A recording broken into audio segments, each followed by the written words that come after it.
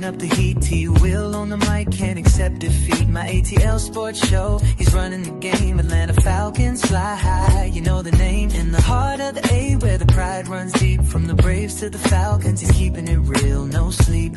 He's got the scoop, every player, every play. Bringing the thunder every single day. T-Will, shining bright on the airwaves, bringing sports tonight. Atlanta heart with the soul so free. My ATL sports show, it's the place to be. T-Will, taking flight. Falcons and Braves, yeah, we're feeling right. So bring that energy, let the city resonate. With T-Will on the mic, we're gonna celebrate.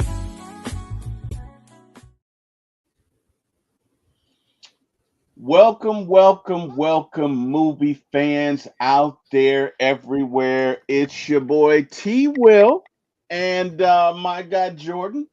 And today we are going to try and get in Zack Snyder's Justice League. If we don't get all of it in, then of course we will resume tomorrow. But we're going to give it our best effort. Welcome, everyone who decided to join us, and hopefully even more. Jordan, how you doing today, man? I'm doing great. How you doing?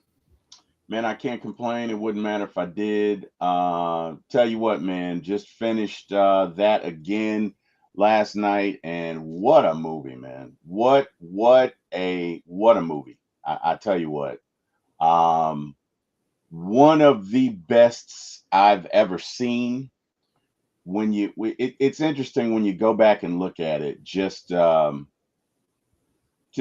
what a great story it is, man. I miss so much in the first initial version of it that you don't realize it until you go back and watch it. But just oh wow, just a great movie. I know you recently had an opportunity to go back and watch it again. Give me your thoughts on that if you don't mind. Oh, this is just outside of the length of this film. It is one of the best movies I've ever seen. It is my a top 3 movie for me, and I just love it. And it's ironic that I got to see Superman on Tuesday for the Amazon Prime early screening, and for James Gunn's Superman, and just looking at the difference in people's ideas. This week I have a new found interest in the development of comic book movies, because really there's 2 sides to this, to making a comic book movie. There's you either diving into the comic bookiness. I'm going to make that a word, the comic bookiness of a movie, or you dive into the realism of a movie. Yeah. And, James Gunn's known for being very comic booky. Other examples of directors who are comic booky are Sam Raimi can be very, very comic booky in terms of not the Spider-Man movies, but the Evil Dead franchise. And then there's the realism. There's movies that dive into realism. The Dark Knight trilogy, Man of Steel, Captain America: Winter Soldier. Those are realistic takes on characters. They dive into realism. And for me, I love a balance. I love I realize my favorite movies ever that are comic book movies balance them out. And what this movie does is balance out that realism that we got from Man of Steel, because at the end of the day, trying to get an alien from another planet to come down, and what if they were in today's society, that is in general comic booky, but it's a realistic take. And this just does such a great job of balancing the comics and what would happen if these characters came to Earth. And I love it for this. No, I mean definite. Definite realistic take on it, man. Just wow, what a film. So the original release date for the Justice League was November 17th, 2017. It grossed 661 million worldwide. Domestically, it earned 229 million. Internationally, 432 million. The film's budget was 300 million. The re-release date, or the release of Zack Snyder's version, was 3/18/2021. Sorry about that. And it earned about $70 million. Of course, this is all Zack Snyder's cut. This was his vision, his baby. And it did not disappoint. I do want to say, I do want to share a real quick story for this movie. When I first saw this movie, Okay.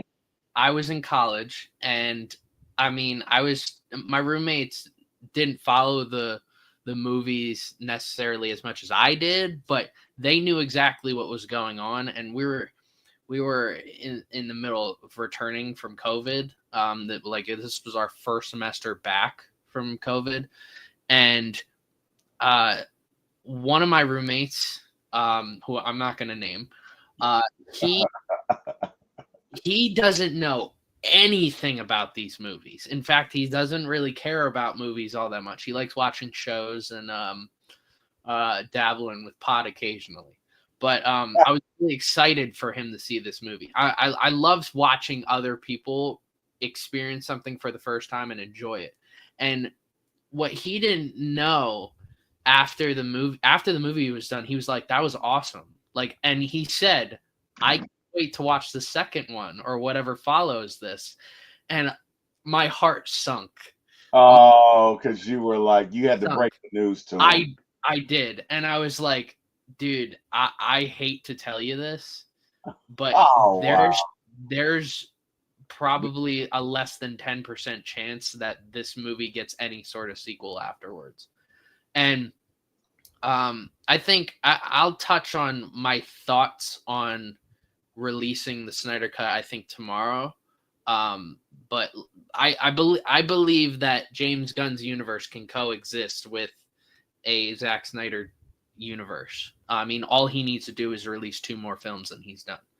And I do believe that they can make a profit. So, but I'll touch on that tomorrow.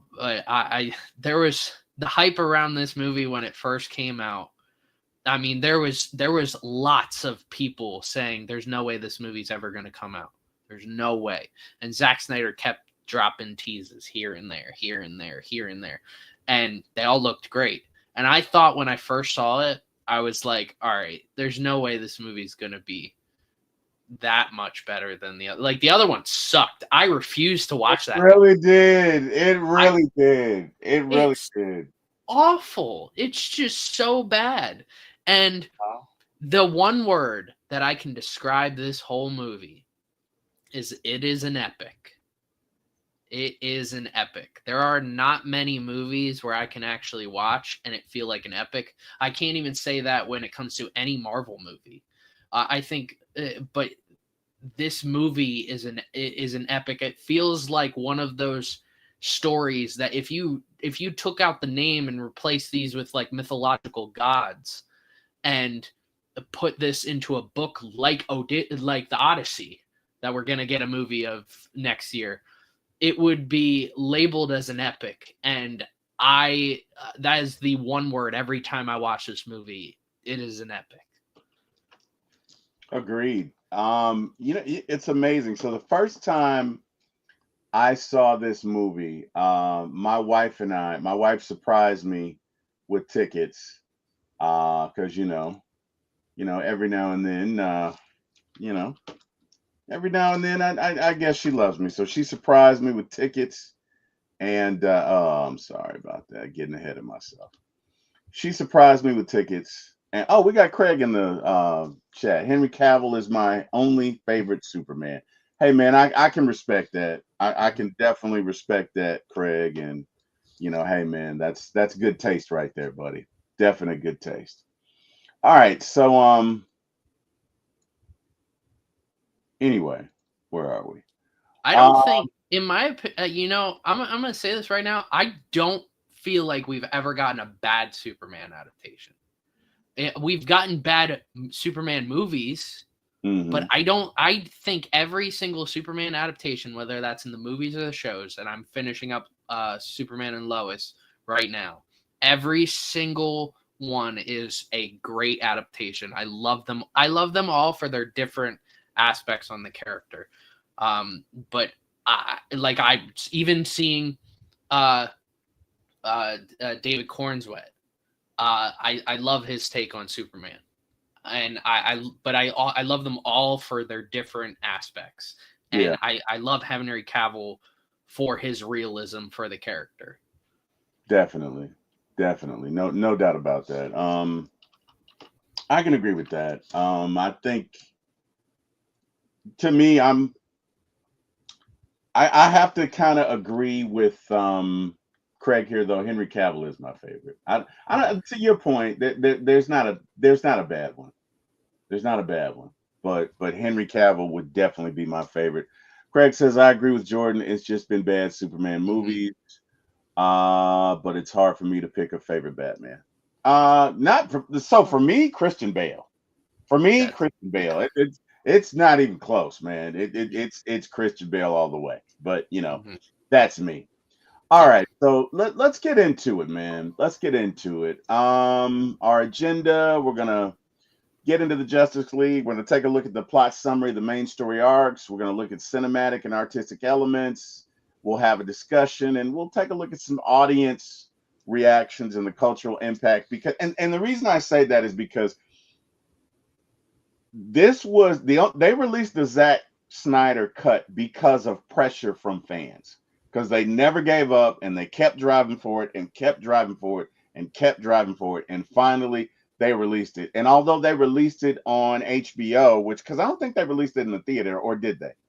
No. In fact, there's a lot of people right now that say it should get a theater release. And Zack Snyder said he is willing to cut the movie down to release it in theaters, which obviously I think it would get cut down to like 3 hours, maybe 3.5 hours. Similar to like the Lord of the Rings.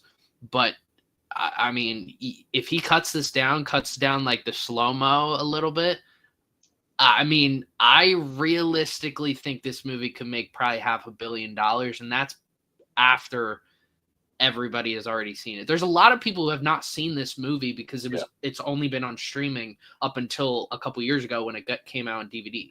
Right. I now see, personally, I wouldn't want to cut down. You could cut it into two parts. But after going back and looking at everything, because there was so much in this movie. There was so much. Like I wouldn't want to dilute it, but that's me. Craig says, I agree. Christian Bale was great, and they also Heath Ledger was the best Joker ever. No doubt about it. No doubt about it. Best Joker ever. All right, so. Fan campaigns influence, which is what we were just saying. Director's original version, Snyder cut restores the director's intended storylines and character development missing from theaters. Let's talk about that for a sec, because I'm gonna tell you what it did for me. The original version was so choppy.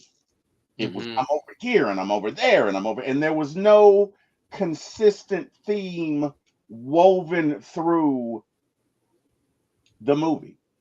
And while I can admit, if we juxtapose both versions, Zack Snyder's version is slower. It is necessary so that you can understand the big picture. Give me your thoughts on that, though, Jordan. I mean, I remember seeing the second worst theater experience I've ever had for a movie is the first time Justice League came out. Yeah. And I remember leaving the theater visibly upset that I saw this movie. In fact, this is one of 2 times where I felt like I wasted my money seeing a movie. And I would never, ever say that for a movie, but I've only said it twice. The other one's The Amazing Spider-Man 2. We might eventually get to that movie. I have that is the worst theater experience for me. Oh, that one annoys me. That's PTSD for me. But this movie was, I felt like I got such an awful taste when in my mouth after I got done this movie. And Joss Whedon is a terrible human being. I'm not gonna put that lightly. Um, and has nothing to do with like him taking over for Snyder. That's more Warner Brothers. Warner Brothers is awful for that.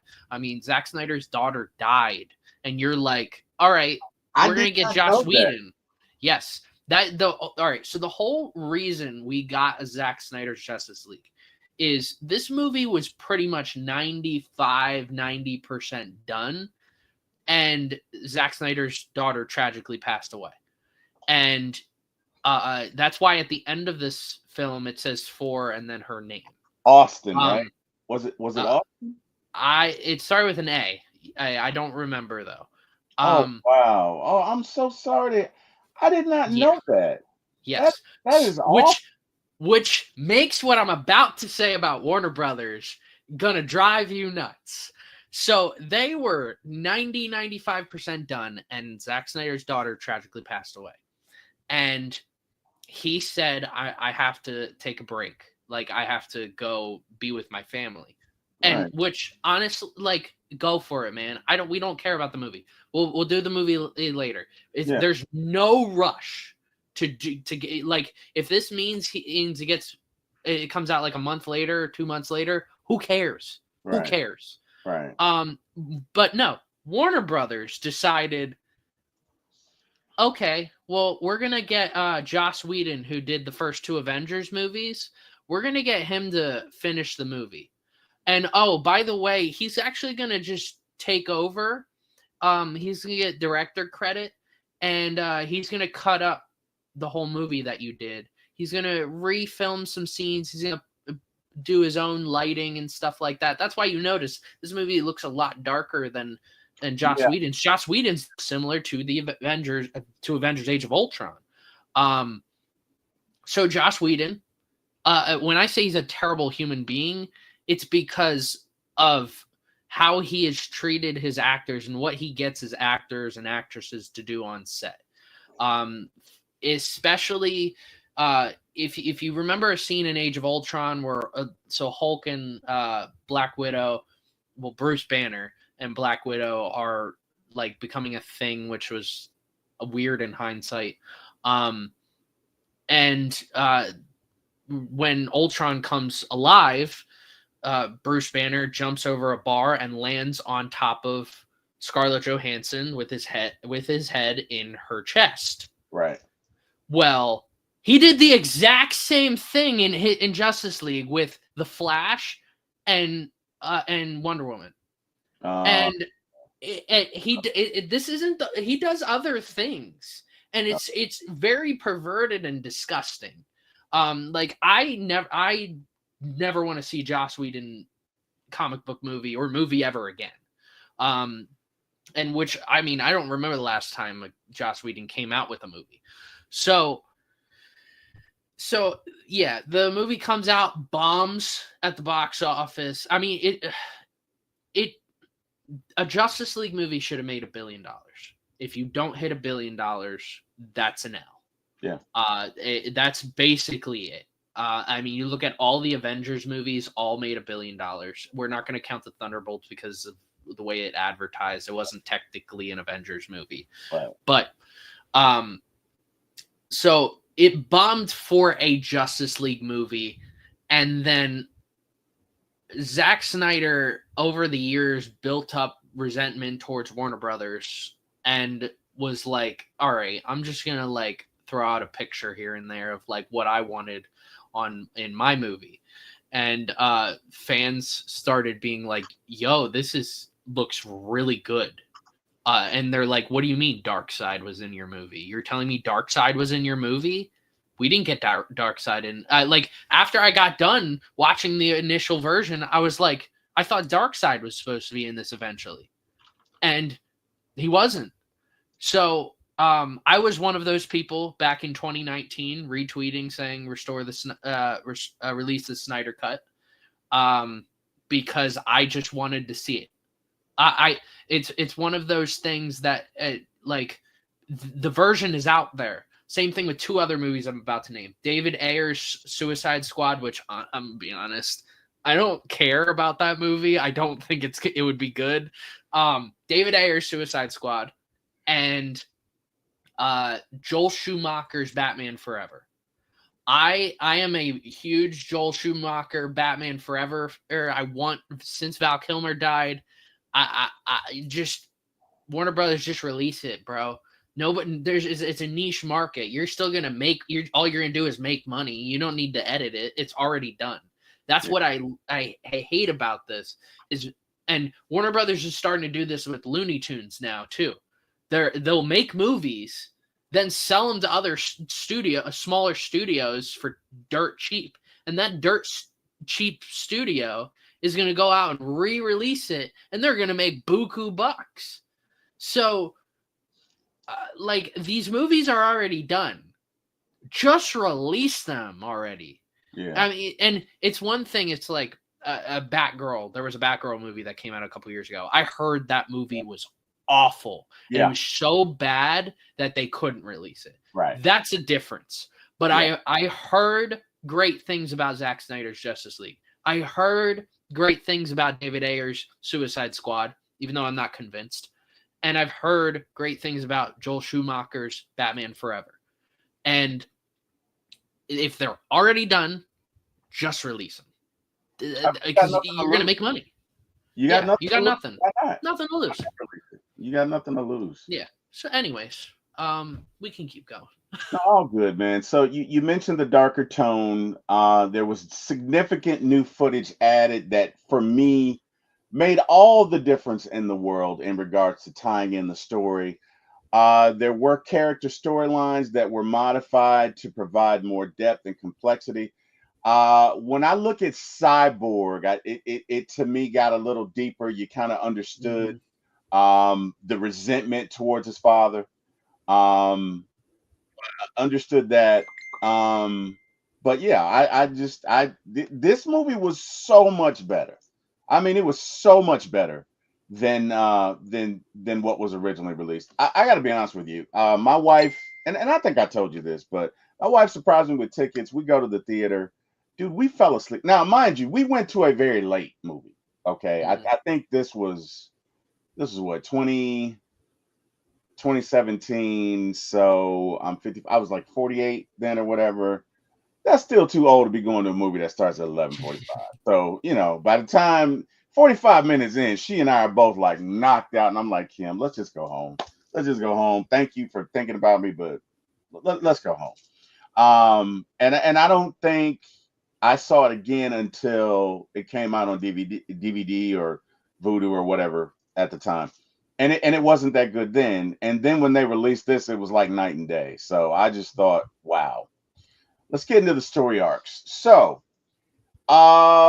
Batman's complex backstory. Look, Batman's motivations stem from personal loss and a quest for justice, deeply explored in this version of the story. Now, what is interesting is when you talk about loss, they really don't delve into, I mean, obviously he lost his parents, right? But that's every Batman story.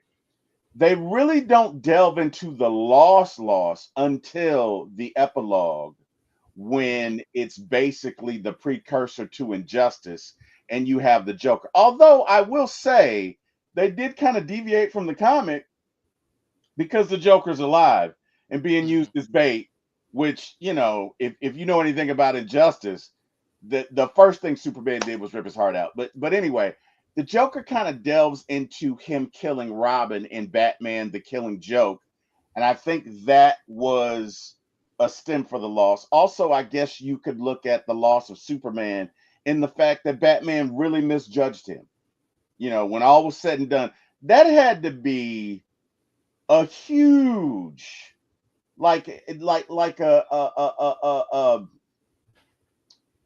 this block of guilt weighing on his shoulders. Mm-hmm. When everything is said and done, the battle between Doomsday and Superman, he dies Batman had to feel like a real asshole.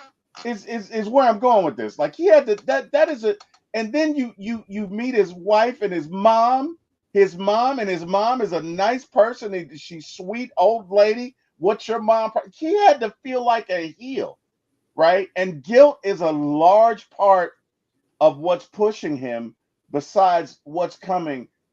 Talk about how Ben Affleck plays this. Just give me your thoughts on this.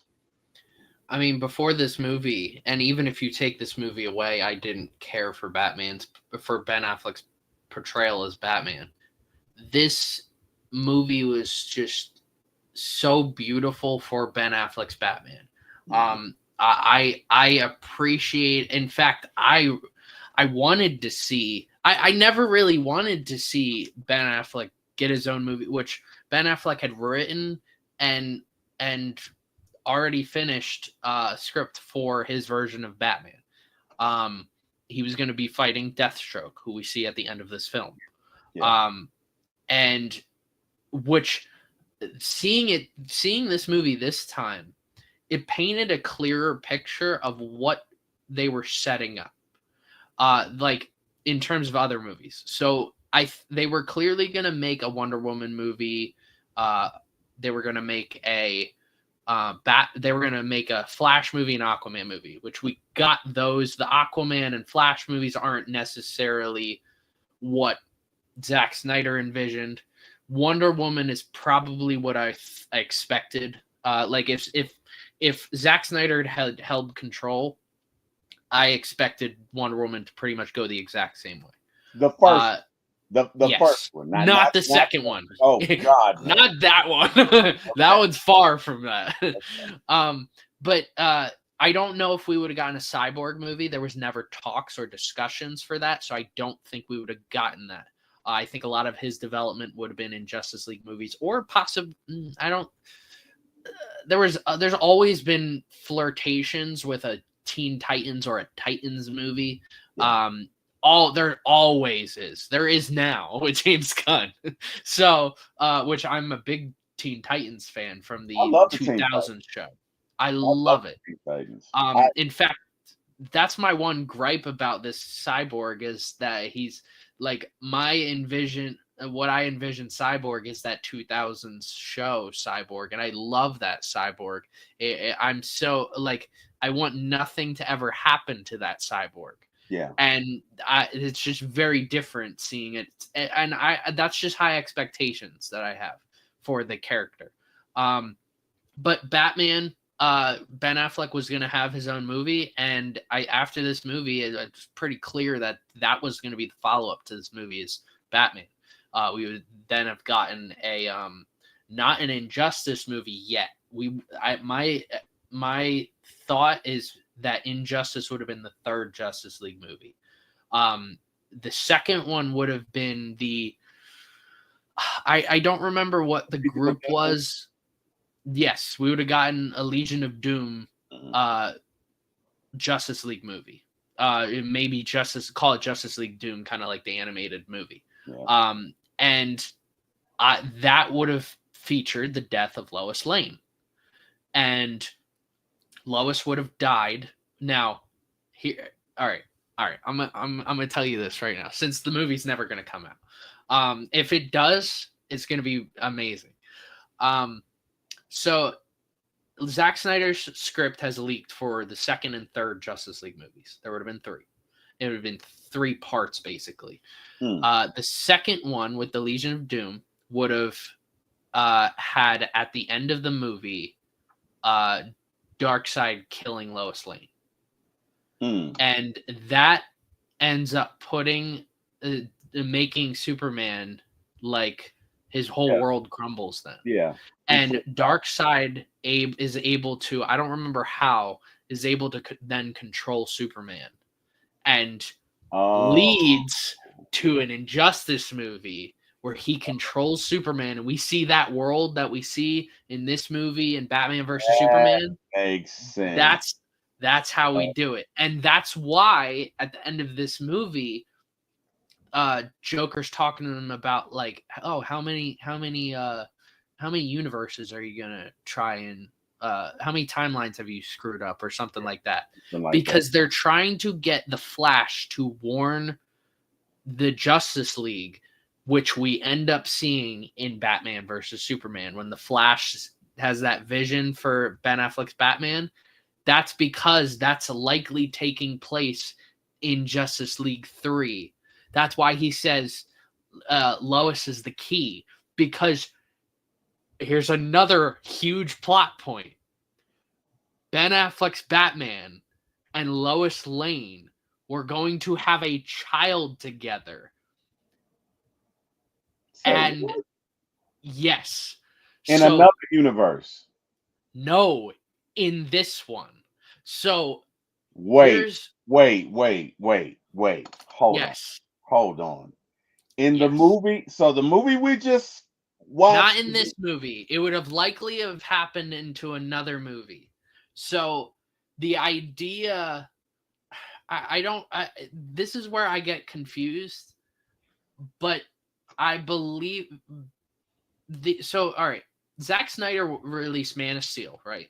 Mm-hmm. He was his intentions were to make a Man of Steel 2. And then Batman versus Superman happened. Ben Affleck was always going to play Batman, but after Superman dies, he was going to have Lois and Bruce be a thing.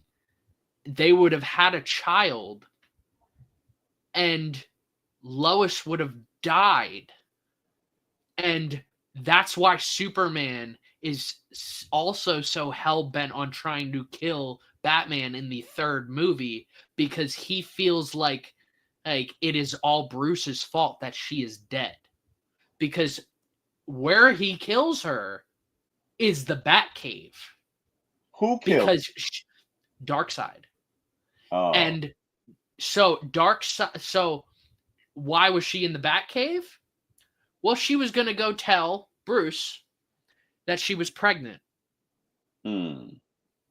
So there are many YouTube videos you can go find. There are so many that have outlined the script of the eventual the eventual Justice League movies. But I have no doubt in my mind the ideas are so sick and twisted, and I think if I saw that in person, this stuff go down, I would have been like, this is one of the craziest things I've ever seen. Dang. It would have been up there with Infinity War. I have no doubt in my mind. So, yes, Batman, the way Zack Snyder was planning his whole storyline for this entire saga, which I'm pretty sure in this scenario, in my mindset, is that by the end of the third movie, Batman would have died, but it would have been to save this universe and bring everyone back. My guess, I don't know if this, I remember hearing this somewhere. I don't know if this was a part of the script videos that I've seen, is that Ben Affleck's Batman would have gone back with Barry to the point right before Lois dies in the Batcave, and he would have been the one to die and to save Lois, and then the Justice League avenging him. It's funny because Avengers to avenge Batman, they would have defeated Darkseid. Which all of that sounds fantastic. And that would have been, honestly, this would have been such a great portrayal of Batman if from what I've heard, if those solo movies with Ben Affleck's Batman had gone well enough, that would have been arguably the greatest Batman story ever. If they were able to incorporate Death in the Family with Robin, The Killing Joke, and just any sort of generic storyline against Deathstroke, along with his storylines with the Justice League, I would have it would have been one of the greatest stories I've ever heard.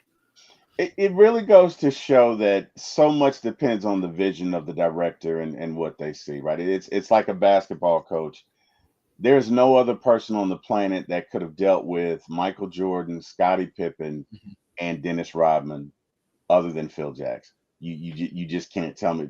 Phil was a master, not just a strategist, but he really understood what made people tick. Right? You dealt with Shaq and Kobe when they were going through their whatever, and it takes a special kind of somebody to do that. Zack Snyder is that dude, man, and it's just unfortunate that a lot of this did not come to fruition because from what I'm seeing, like, yeah, that would have been some serious competition for Marvel. So, all right, here Zack Snyder did confirm this. There was a rumor Lois Lane was going to be pregnant with Clark's child, and wait, let me read this for a second. So,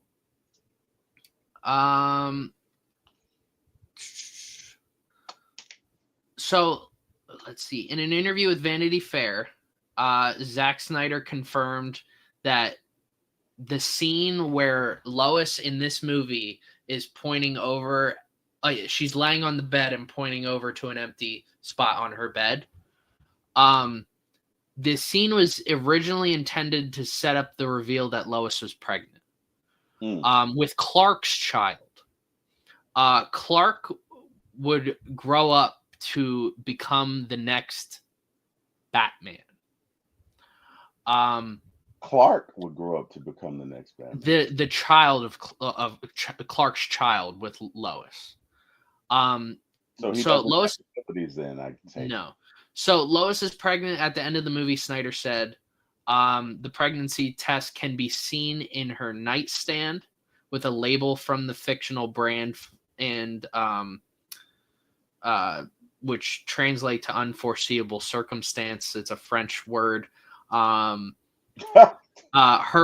pregnancy is another storyline Warner Brothers wanted to cut from Snyder's movie before he left the project in 2017. He said, that was always my hope, but they made me not do it originally, but I got it in.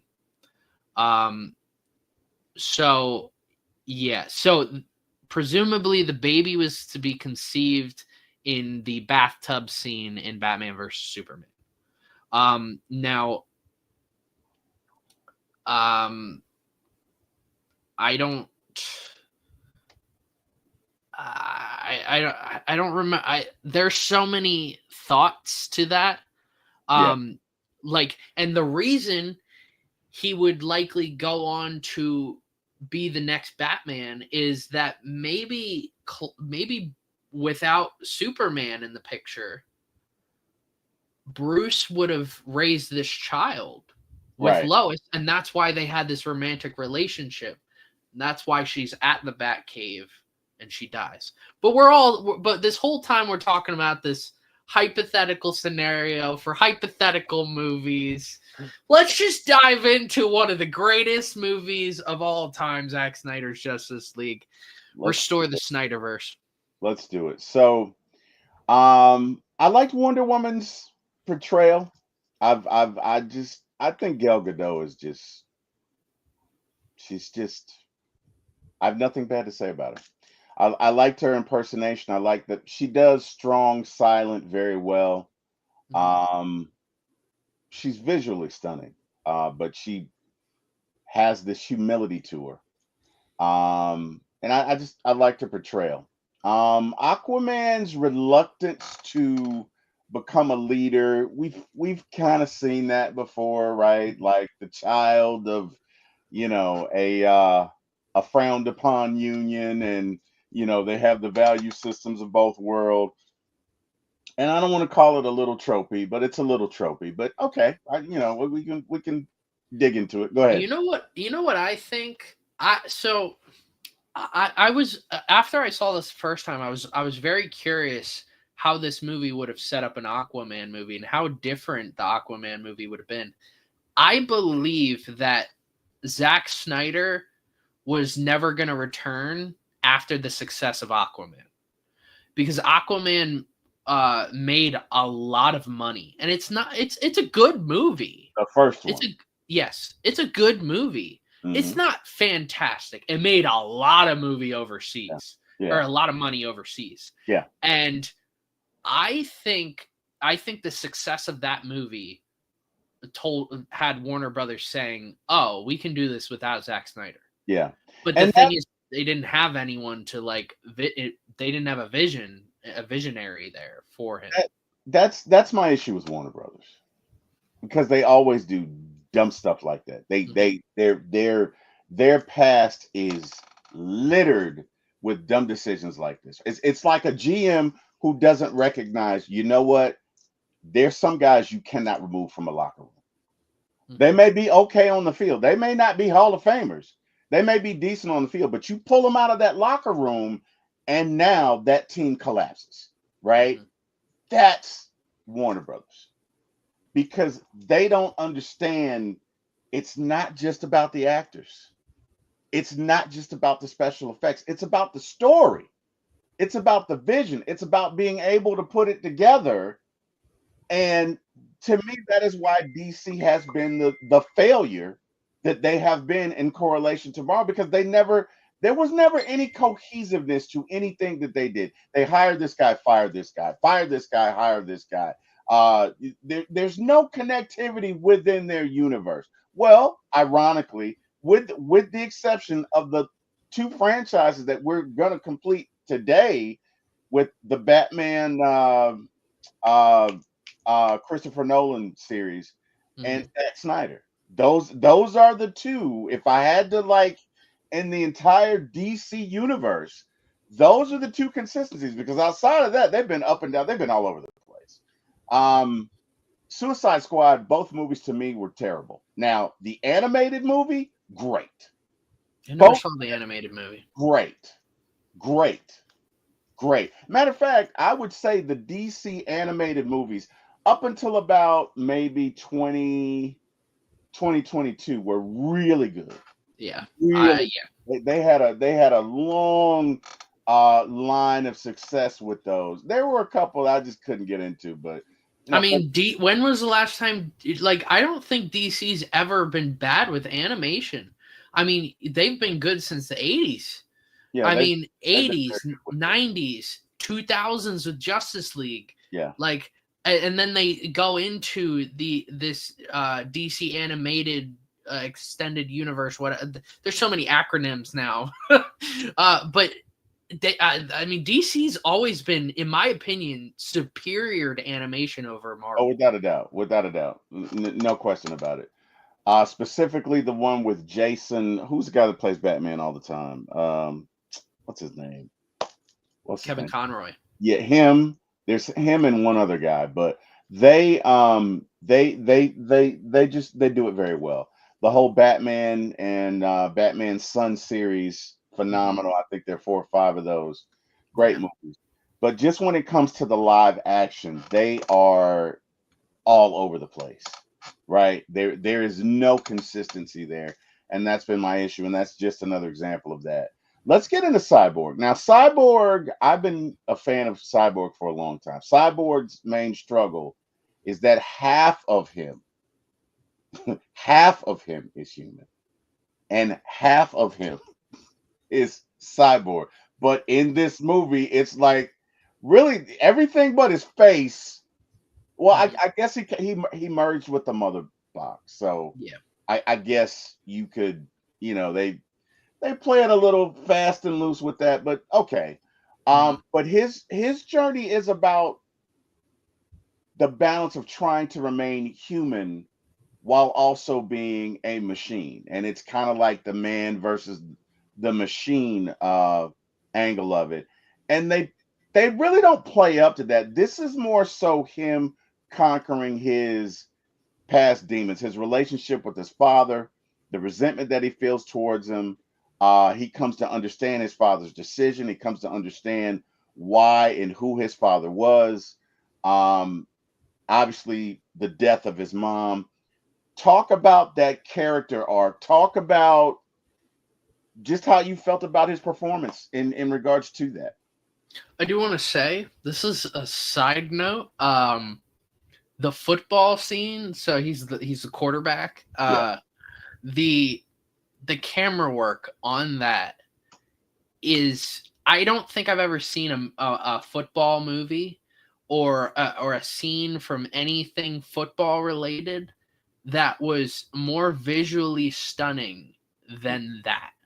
Agreed. Just the snow, like capturing the snow in the heat of a moment for a game, and you're trying to make, and very, like, there are very few football players that could make the moves that he made in that time, but And they're well, all very realistic achievements. Like if you see sometimes you see quarterbacks hurdle. I could see Lamar Jackson doing what I saw. oh yeah, But I couldn't see many others doing that. And that scene was awesome. From a football fan, from a DC fan, that was just beautiful. But Cyborg, yeah, like I was telling you earlier, like I love Cyborg from the Teen Titans show in the 2000s, not Teen Titans Go, whatever crap that is. But I had that Cyborg on such a high pedestal that this just felt like I don't know, maybe I don't know if even half of that Cyborg was a lot, and I feel like that's unfair for me to do that. But it's just every time I see Cyborg, every time I hear Cyborg, that's who I think of. So, but I love the story. I love it's very different than what I'm used to with Cyborg. But he's clearly been hurt in his life, and his life for him seems over. Like his dad is kind of blinded and thinks that he can just like go out and live a normal life, but he really right, can't. right. Like, I mean, he basically did die there after the accident. Like, and then this is a new person. So, one thing I will say is, I think him going with and merging with the mother box, I believe that was to set up a future movie where Cyborg is then under the influence of Darkseid. I think that pretty clearly set it up that, like, okay, Darkseid's going to get something that can control Cyborg and like make him do whatever he wants. Yeah, Which honestly, if you've seen the animated movies, uh, something very similar happens with Cyborg, and I wouldn't have been shocked if that's the route that Zack Snyder was gonna go with this character. yeah, But I love his I like the depth. This compared to the other version of Justice League, this is so superior in every single way. Like, it was just like a side character in the first Justice League, mhm. but this is an actual character that I care about. Every single one of these characters I care about. Every single one. Oh yeah, definitely, definitely, no doubt about that. And we've kind of gotten to that. I thought it was really good to see Darkseid in this because I had forgotten how much of a role Darkseid had in this film. Like we didn't see him at all in the other version, except there was a hint of him at the end, like Thanos in the first Avengers. Mm-hmm. But in this version, we see him, we see what happened in the past, we see him and his agenda and what he's trying to do, and we see him at the end. And I just thought it was great. First of all, it's great to see Darkseid being 9, 10, 11 feet tall. I like Mm-hmm. the way that they captured that, and just what a large character this guy is. I did. I enjoyed that, and I thought it made Steppenwolf.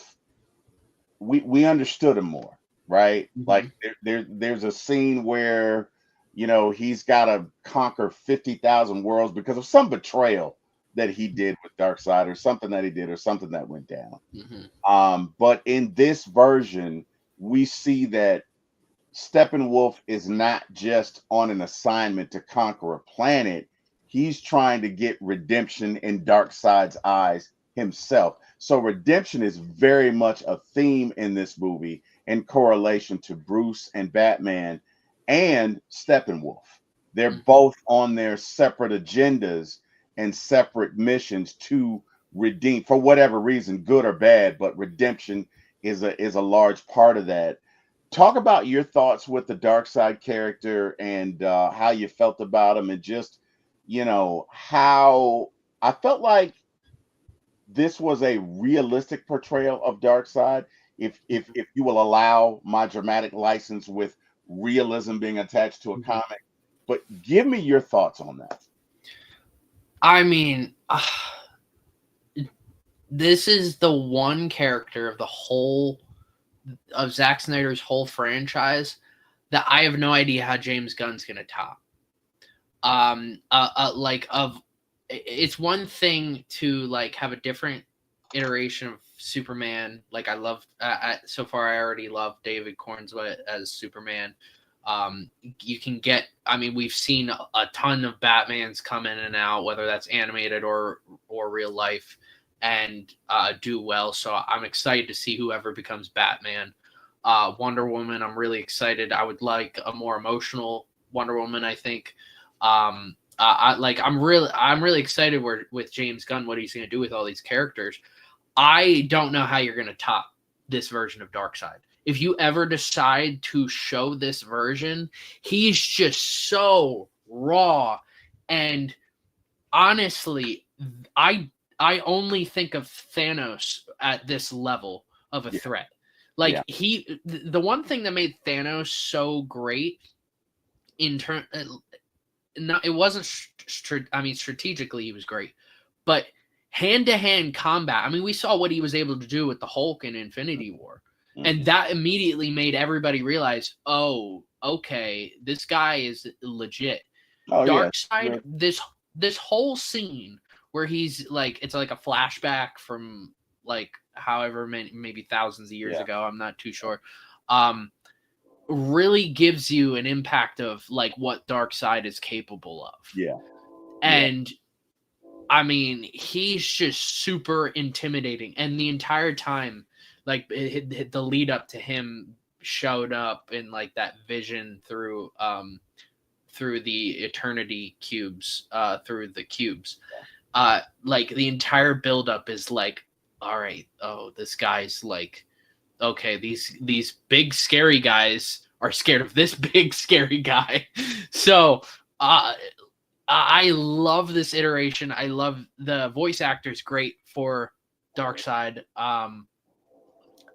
He's just so scary, and yeah, I love the details that they put into his CGI.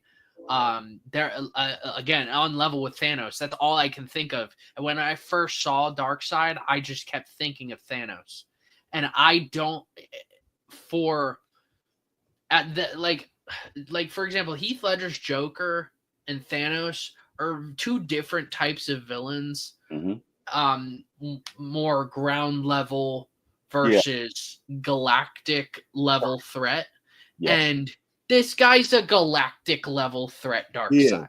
he is, And he is. I just I am having a hard time. I don't know how they're gonna adapt him. I don't know when they'll ever adapt him Yeah, to live action again, yeah, because this is such a great portrayal of this character. yeah. Um, so a lot of people don't know Darkseid is a very prodigious fighter, number one, but he also has technology that, for the most part, is far in advance of most civilizations that are out there. And what's interesting is when they, to your point, when they go back thousands of millennia, and he leaps from the ship down to the earth, and he takes his staff and digs it into the earth, and just all of these pathways with what looks like some sort of volcanic substance begins to saturate into the ground, and they start to take him on and fight, and just Darkseid is a very, very prodigious fighter, but also look, his weaponry, his technology, far advanced. um I thought they did a great job of this. And you know what's interesting is they kept weaving in characters in and out like Hawk Girl and Green Lantern. Although it was Green Lantern, who was the guy that was? It was what was his name? It was a Green Lantern. I don't remember Yeah, I what his forget name was.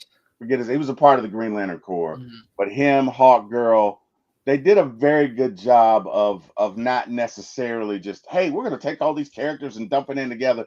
No, they didn't. Um, I thought they did a good job of that. But yeah, that was interesting. Let's talk about the first scene where Batman goes into the bar to meet Aquaman, and he pays $25,000 for him. Aquaman tells him to take a hike, not really to take a hike, but to kind of take a hike. Yeah, I do my own thing. You know what I mean? Get lost, but really not really get lost. If it really gets serious, I'll come back around. But for now, leave me alone. I do my own thing.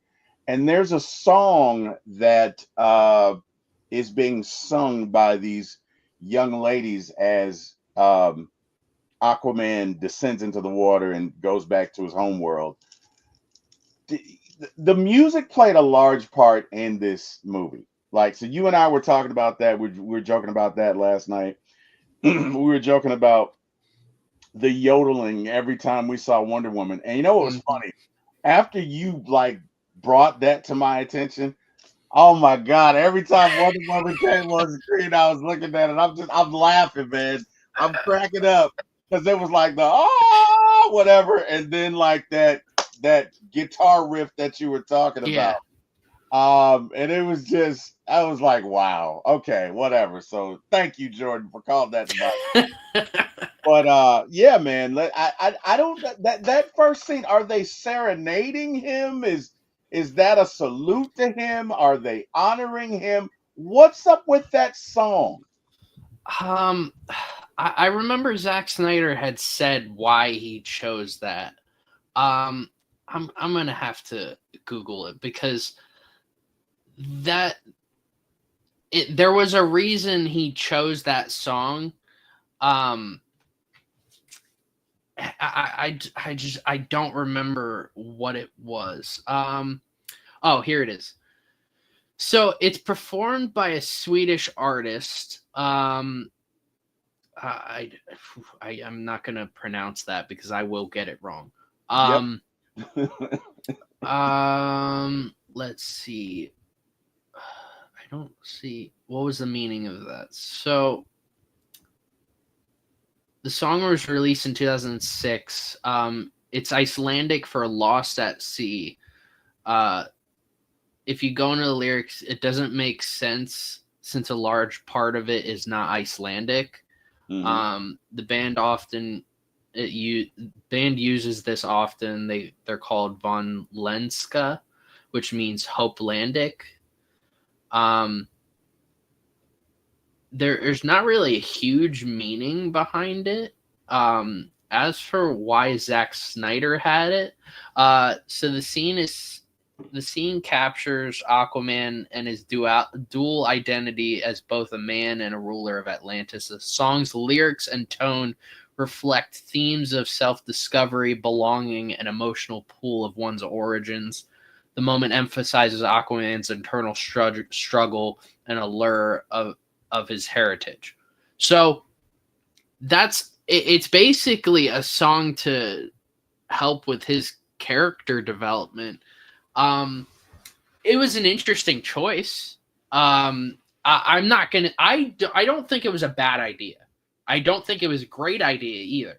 I love the concept. Like if someone said, "Hey, I have this idea," I don't know if I would have dove as deep. Like if they cut this movie, I would have probably had this serenaded in the background as Bruce is walking away.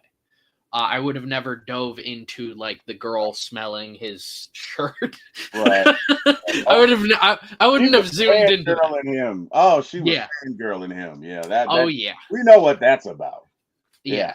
Which I will say, with this portrayal of Aquaman, this is an iconic of all the Justice League, of all this universe's Justice League characters. this version of Aquaman is the most iconic of all of the movies and all the characters, because now we see animated shows for kids that show Aquaman like this, and not some like clean shaven blonde with like a skin tight outfit. Right. Like, now we see a brute man with a huge beard, long hair. That's now the look for Aquaman. And when I first saw it, I'm like, I like this. Yeah. I liked it when I first saw it, because yes, that's how Aquaman used to be portrayed, and people used to make fun of Aquaman all the time for that stuff. Family Guy made fun of Aquaman for years, and then all of a sudden Jason Momoa shows up. I could get out of the water, I could save you. This is such an iconic role, Jason Momoa as Aquaman, and honestly, it sucks we're not going to see him as Aquaman again. I'm really glad he's going to be in Supergirl next year. I don't remember I forget who he's playing. Which, if you Google the character he's playing, you're like, okay, I get it. In fact, this is someone he's always wanted to play, even before Aquaman. But as for Aquaman, I mean, James Gunn's going to have to go back to the basics for Aquaman, because you're not beating Jason Momoa. No, you're not. Yeah, that's 100%, man. I just thought that was interesting. I thought, to me, it felt like they were serenading and saluting him. I didn't know why. Like, and maybe it's the American in me, right? Mm-hmm. But if a dude shows up at a bar, let's say he's a superhero, and he's always helping out the local folks, I just can't see the people getting together and singing him a song. Like, that's kind of like a 1950s concept. You know what I mean? Like, he's our man, he's our guy. Clark, he's our man. If he can't do it, no one can. Like, this is 2025. Nobody. So that's and again, different culture, right? I'm not Icelandic, so it didn't resonate with me. But whatever. I was curious about it. Whatever. It's cool. Maybe in that corner of the world, he's just got this extreme mythos and legend. I mean, the guy shows up in 30 degree below zero, saving people, capturing people at sea. So maybe they would. I mean, I don't know. Whatever. Okay, we got to move on. So, let's talk about the mother boxes, man. So there are 3 of them, strategically placed. We know the origin of the story. But Steppenwolf shows up to take on the Amazons, and it is on, and we see how capable of warriors they are, and they go through all of their machinations and fail. But what's interesting is Steppenwolf is such a liar, because he doesn't kill a massive amount of Amazons. Matter of fact, he runs, right? But when he's facing Wonder Woman, he's like, oh, you could have saved them. I destroyed them all. And she says liar. And I'm trying to understand, like, Steppenwolf, what are you trying to do here? Right? And obviously he doesn't know that Diana's mom has communicated with her. So maybe he's trying to upset her and get her to be off her game while fighting. But I didn't understand that. Let's talk about that interaction for a minute. Well, first off, I think it was great the way that they planned their escape with the mother box and what they were trying to do. It didn't work out, but I thought it was pretty cool. But let's talk about that scene, and then let's get into that interaction that Steppenwolf has with her, because I missed that like, he just straight up lied. But give me your thoughts on that. I mean, this scene is awesome. This is a Zack Snyder bloody Justice League movie. Like, we see Steppenwolf cutting up people right in the middle of fights. He's throwing horses. Someone call it ASPCA, because man, he's just relentless. and that's something you just didn't see in the first movie. In the first movie, Not at all. No. you just kind of saw him like running, and that's it. But he was chopping up people. Like a lot of Amazonians did die when the building collapsed because they were all inside there. But just their relentlessness, and I love the creativity that all the Amazonians have when it came to the bow and arrow and like shooting it and wrapping it around the mother box. Like that was all so cool. And like in the first iteration of this movie, you didn't really understand what these mother boxes were. Mm-hmm. But like the beginning of this movie shows that like Superman dying sent like shockwaves around the world, literally and figuratively, and the awoken them. Yes. Yeah. So we finally understand why. Like there was a lot of scenes in that version of Justice League that just you were like, okay, why does Batman like attacking some alien, some like wasp looking thing? Yeah. In fact, the first time I saw the first Justice League movie, I was like, is that man supposed to be Man Bat? Or like what is it supposed to be? Right. But no, it was just it's something that like, okay, I guess they'll allude to it later. But this movie makes a lot of sense with the buildup, and like seeing the mother boxes getting awoken makes total sense. Mm-hmm. And I mean, even the Amazonians don't really know what it necessarily does. Right. But it's just so awesome. And this is a new voice actor for Steppenwolf for this version. I love this version more. The design too. I love the design more of this. It was a little different. Was a little different design. Yeah. Did notice. But like when he gets shot with a bunch of arrows and he like with his armor, like flicks them off. Yeah. He doesn't even need to touch him. I was like, this dude's actually cool. Yeah. Up until the point where he's like on his knees saying dark side. But please take me back, dark side. Take me back. No, please, come on. CMB. We all we got. No, I'm sorry, wrong movie. Anyway, it just reminded me of New Jack City. We all we got. You have 50,000 more worlds. Well, I mean, at least he didn't kill him. I mean, you know, Nino killed G Money. I'm just saying, like, he let him live. But damn, 50,000 worlds? Like, shit, man. That's a lot. Yeah. That's a lot of worlds, dude. Anyway, let's talk about the Hello? Hi. That was weird, man. That was weird. I don't know what happened there, but okay, whatever. It's like my computer went to sleep and just started whatever, man. That's just weird. Okay. All right, I got a remedy for that. My bad. Let's talk about the conflict. Oh, we got the Dixon Way in the building. What up, Dixon Way? How are we? Let's see. What's Dixon Way talking about? He says Josh Whedon can go to Hades with Butcher. Snyder work. Cyborg was awesome in the Snyder cut. So was Flash. They was barely in the normal Justice League. And you're 100% right, Dixon Way. You're 100% right. 100% right. Let's talk about the second conflict with the Atlantans. You know, hey, he goes to Atlantis.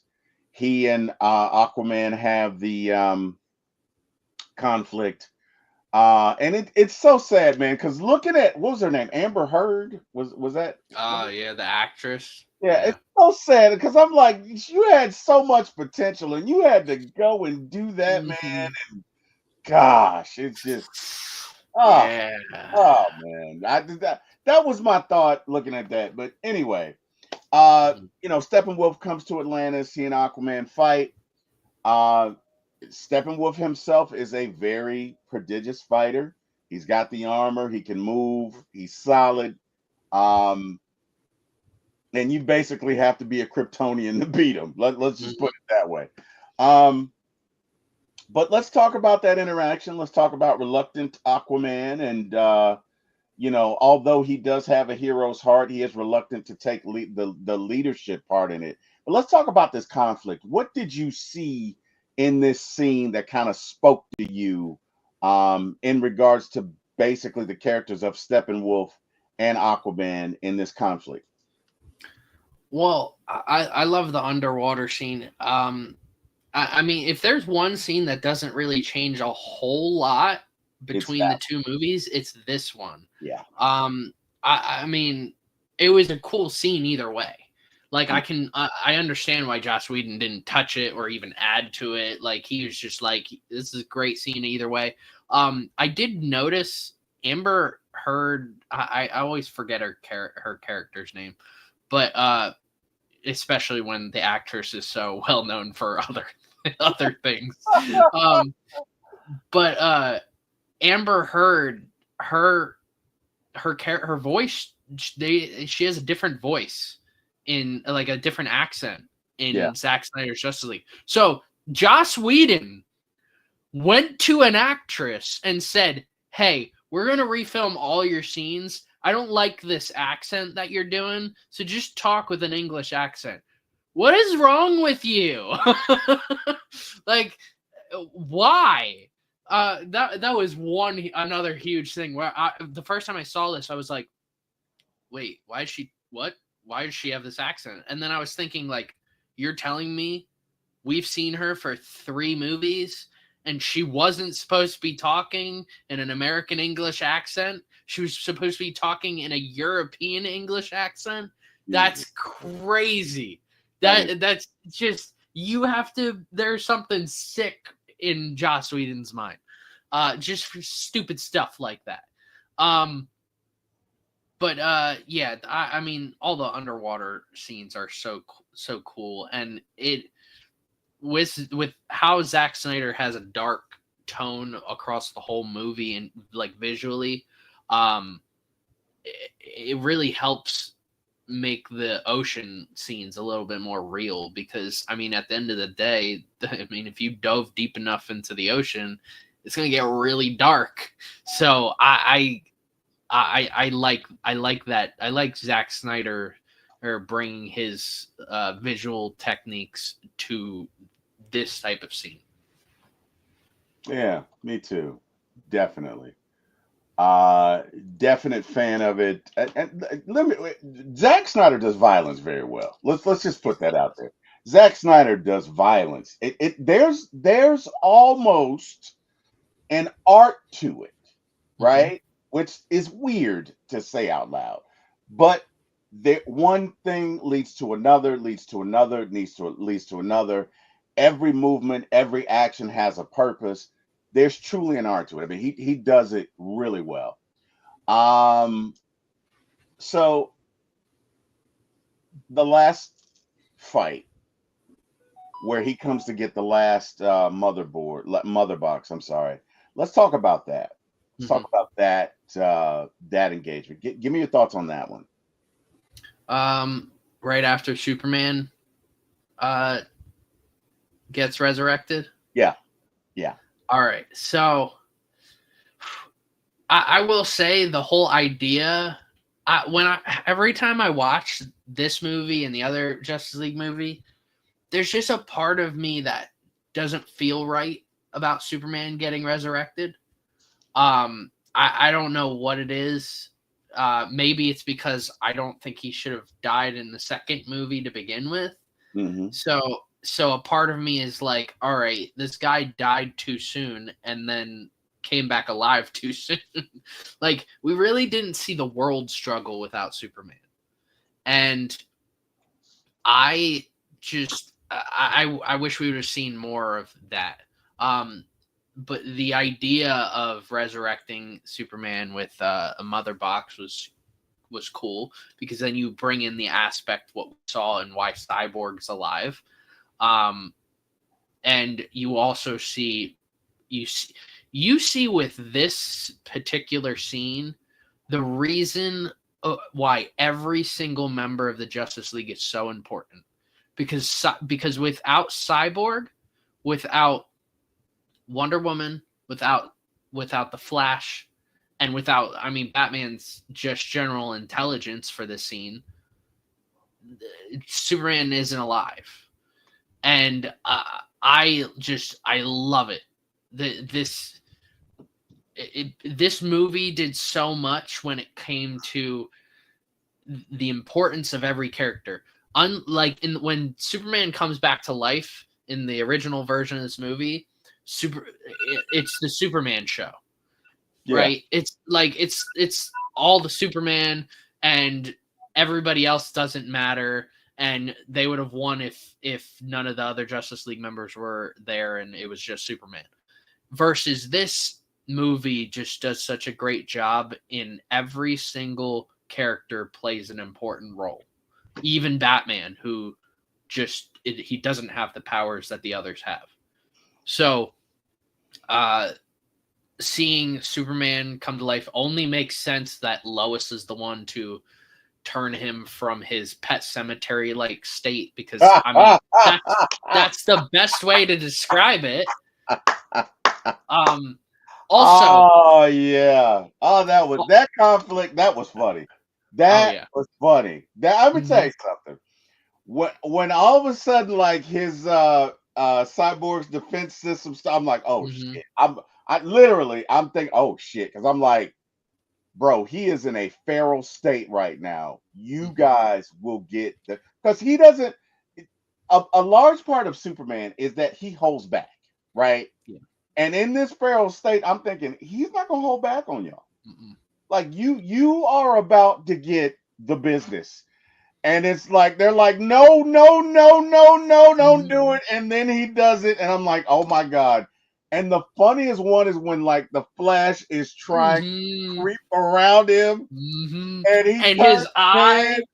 Oh man! Oh wow! Insane.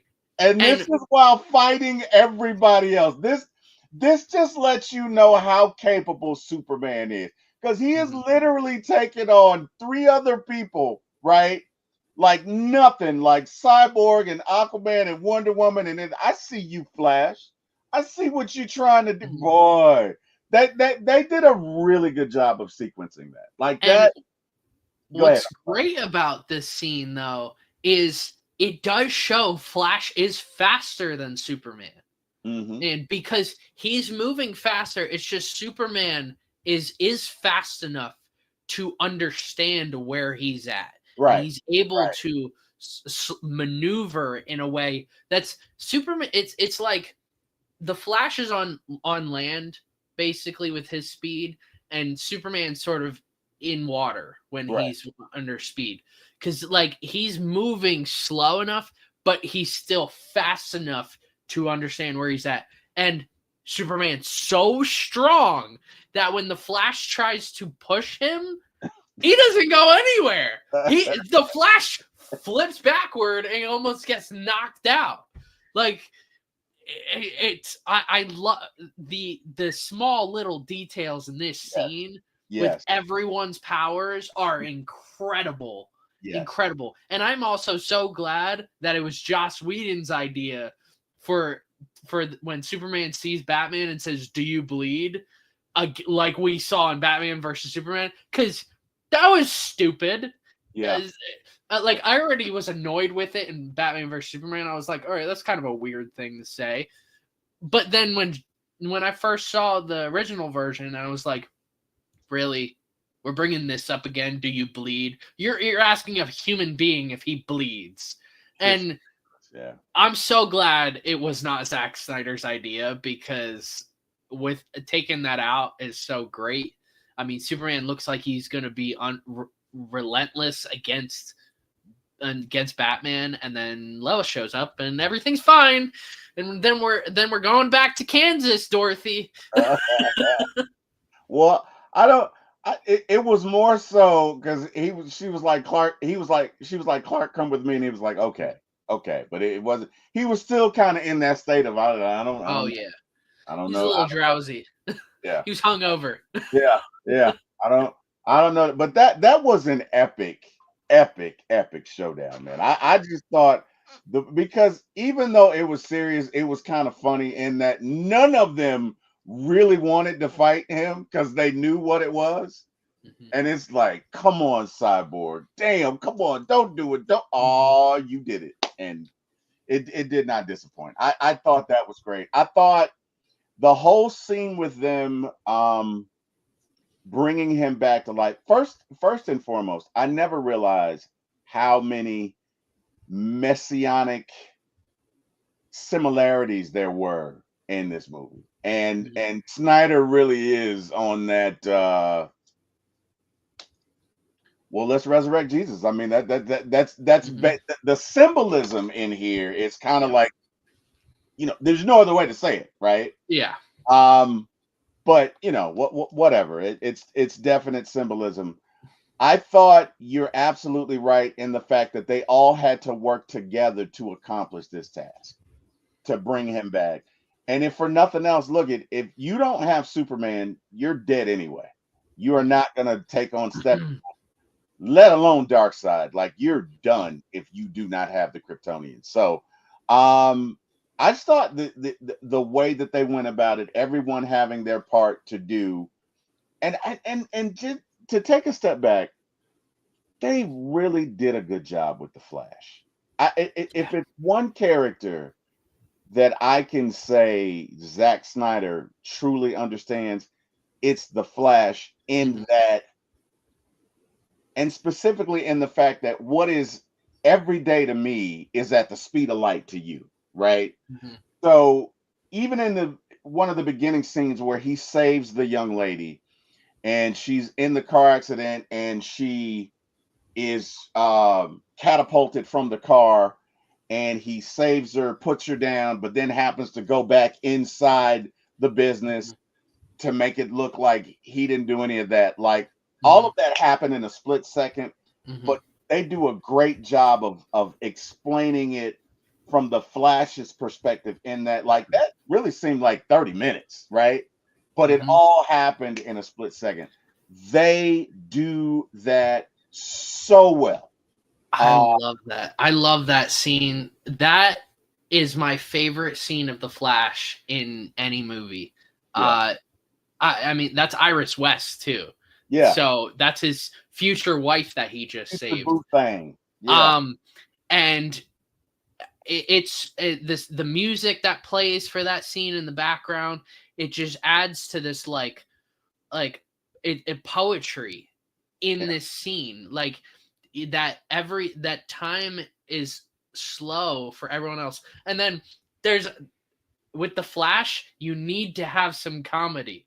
So what I loved about this serious scene is that there's a hot dog in the air and he grabs it and he puts it in his pocket. But if you go back and look at his face when he puts it in his pocket, he's cracking up laughing with a smile on his face. That is exactly what the Flash is supposed to be in this scene, because he needs to eat a lot, because like he says, he's like a black hole. Right. He's like a snack hole is exactly what he says. Exactly. But it's so great. And then it's this like, all right, look, I love all movies, right? I love all genres of movies. So I'm not afraid to dive into the romantic movies. And it's this love at first sight thing that Iris sees with Barry. Yeah. And he notices it too. And that's why when time continues to go, there's like no sound at all. Even when the car's flipping, it's still the music playing in the background, but they still are just have their eyes locked on each other. And then he snaps out of it and he realizes he needs to go back into the building thing for that job interview. But it's such a well done scene. It's a scene that I don't understand why it was cut in the first place. Yeah, what's interesting about the actor? He is the perfect Flash. He does the whole shy guy, innocent, quirky, but capable hero thing very well. And it's ironic because he's such a jerk in real life. He's such a jerk in real life. Like, you know what I mean? Like, he is the antithesis of everything hero in real life. I think he was on like his 10th chance, you know. But looking at this work, you see why they refused to just let him go, because he was the perfect Flash. He was the perfect Barry Allen. Perfect. But it's just ironic that this guy is such a jerk, and I mean a real jerk. Like, he's done everything from assaulting women to burglary to like just a jerk. Kidnapping. Yeah. Yeah. Just a jerk, right? And it's like, yeah, but we're not gonna let him go. But anyway, I'm not gonna get into that. I find myself looking at him like, I didn't even know that was in you. You know what I mean? Like, you are a great actor, because I can't even imagine that would be in you. So, wow, that's something. Well, my friend, we have another show coming up in about 20 minutes, and we probably got another hour and a half to cover. So, yeah, we're gonna go ahead and cut this short here. We will be back to finish Zack Snyder's Justice League tomorrow at 6 p.m. And we'll go until. But to everyone who joined us, thank you so much for joining us. Appreciate you guys doing that. Appreciate everyone who tuned in. Appreciate your love of comic book lore and all things DC and Marvel. And we're just glad that we could share that with you. Jordan, tell everybody where they can find you. Well, you can find me at Old Tagacy. I'm going to be joining T. Will in 20 minutes for our football stream. I'm wearing a Raiders jersey because, I mean, everybody's wearing black in this movie, so I might as well wear black. So Charles Woodson Raiders jersey today. Yeah, I love this movie. I can't wait to continue to dive deeper into it. I was wondering what the connection was with the Raiders, but I knew you were going to tell me. Okay, all right, that makes sense. Hey, the Raiders, they definitely love the black, man. Dixon Way says, I want to see Injustice Snyder cut. I don't think he finished. Oh, the Justice League 2 and 3 aren't even. There's nothing filmed of it. Yeah, I don't think he filmed it Dixon Way, but hey, I'd love to see it too, man. Definitely love to see it. The post-credit scene was freaking legend, and it was. And you're 100% right.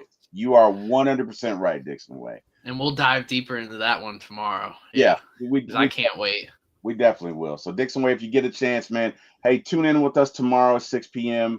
We'll finish the rest of Zack Snyder's Justice League. It's a 4-hour movie, so we didn't think we'd get finished today anyway. We just went as far as we could. Again, to everybody who joined, thank you so much. Hey, please like, share, and subscribe to For My ATL Sports 1 on YouTube, as well as For My ATL Movies 1 on YouTube. And hey, it just enables us to share the content in a better way, and basically gets us out there so that we can bring more content to you like this. Jordan, brother, thank you. I'm going to see you in a good 18 minutes, so appreciate that. Want to thank God for waking me up and just allowing me to get here and be here. And last but not least, I got to thank my brother Eric Parker, and my guy Jack Spade for giving my shot in this business. You guys have an amazing day, and we'll see you in about 18 minutes. So thanks, everyone. Goodbye. Hey, you just watched another entertaining and interesting For My ATL Fans Sports 1 show. If you enjoyed the show, please let T-Will know by hitting the like, share, and subscribe buttons. T-Will would have brought you this message himself. This guy doesn't know how to keep it short and simple, not to mention that outrageous laugh. Anyway, tune in next time and have a great day. Remember to like, share, and subscribe. Bye.